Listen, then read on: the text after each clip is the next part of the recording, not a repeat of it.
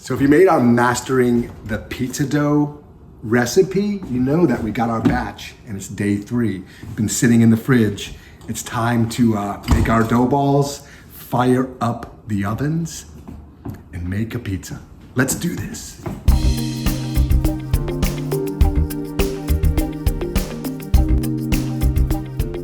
Time to make the dough balls. Just remove a little bit of dough. I like about 250 grams, boom, right on the money. Just be generous with a little bit of flour. Coat both sides. Flour up those hands. Fold this in half, like this, and then turn your hands. Grab each side and lightly press in and close again. Turn. Follow the same sequence 15 or 20 times.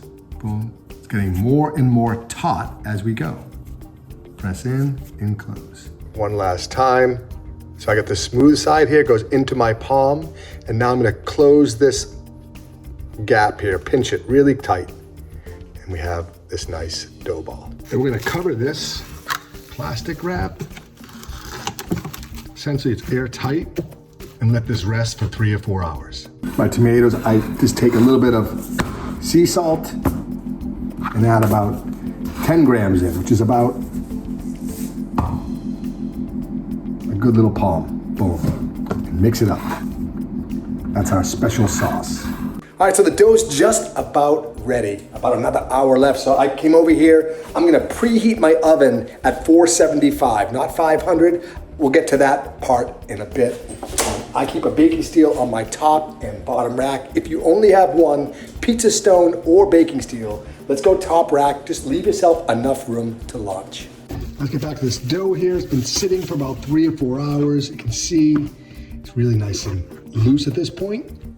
Let's stretch it out. So first things first, take your pizza peel. I put a little flour down and semolina flour. Those are my ball bearings. Lightly dust it and set it aside. And for the dough, turn over both sides, just lightly kind of press it out. How bubbly this is, really supple. Then we're gonna pick it up and just kind of let gravity do its thing. I'm just gonna turn my hands and give it a little tug and just kind of shake it down. Gravity's gonna do all the work here. And I'm just kind of slowly and consistently working myself around the perimeter. And once in a while, I'll give it a little shake and you can see how it's starting to expand and grow. And just be patient. I'm gonna lightly just place it back on my peel. Before I do sauce or anything else, give it a little shake. If I want, I can pinch these edges slightly. It just adds a nice little, add some texture to that. Spoon a little bit of sauce on. I bring the sauce close to the edge, but not over the edge, just like life. This is the good stuff, fresh mozzarella. Break your cheese into small chunks. I like to roll it around the sauce a little bit. That'll prevent it from browning a little bit too quick. Big chunks, right? Maybe what I'll do is I'll break this one off a little bit here. Roll that cheese in. Maybe it's a little bit more sauce on the cheese itself. Give it a little shake. All right, before I launch, I'm gonna switch my oven over to the broiler setting because I want this thing, those broiler elements cranking hot on my baking steel. Add a little bit of basil. Let's go into the oven. Open this door up, boom. Broiler elements are on. Back of the peel to the back of the steel.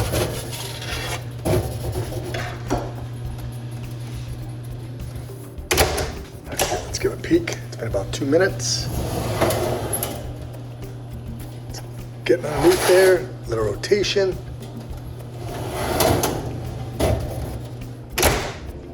All right, let's give it a little peek. See, we're starting to crank there. Looking good underneath. Almost done.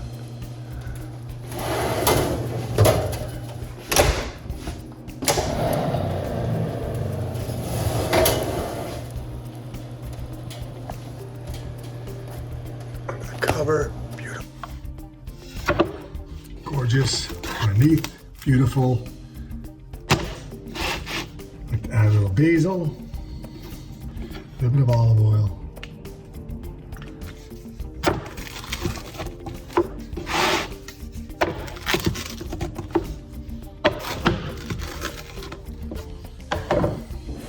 And now, the best part.